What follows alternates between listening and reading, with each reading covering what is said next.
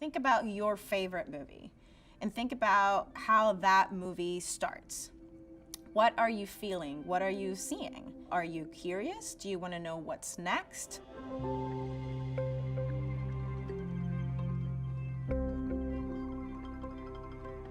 The hook of a talk it's the equivalent of those first 30 seconds or those first few sentences of a book. It's a technique that a presenter can use to really draw your audience's attention and spark their curiosity. A really good hook is something that has the audience wanting more. They want to know what's going to happen next. When I think of hooks, I think of these two really great examples from the Young Scientist Seminar series. There were actually two plant biologists. Both of them had really interesting approaches, very different and interesting approaches. So Katie Murphy started with this beautiful image of a plate of food. I'd like you to think about the last meal that you had. I hope it was delicious. Maybe it looked something like this, and I hope that it was filling. But did you think about where that meal actually came from? How did it get to your plate?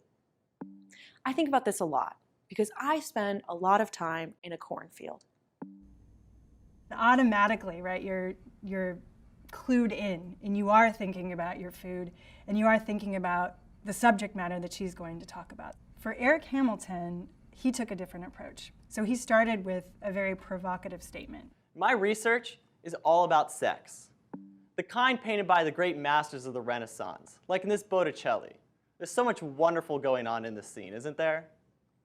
Like in the corner, we got this plant clearly just about to flower. It must be so excited for this opportunity it's been waiting its entire life for. Why is he talking about plants?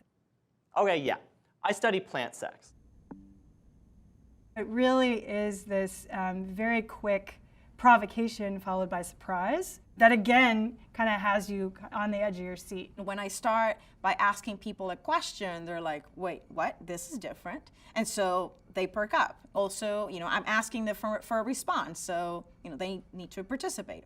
I find it much more compelling to launch into a story. So for my graduate work, I had a pretty easy hook in that I got to name a protein because it was this unknown protein that I was working on. And what I found was this protein was a protector. And so when I was trying to come up with a name, I decided to name it after the Harry Potter protective charm, which is Expecto Patronum. So I named the protein Patronin. It's an interesting little story that I could include really early on in my talks, and it always made people laugh, which was good. In my talks, sometimes I might include a hook and sometimes I might not. Whether or not a hook is essential, I don't feel that it is, but it can be very, very valuable. If there are ways to add an element of surprise or an element of relevancy to society or perhaps even pop culture, I think that can always work in people's favor.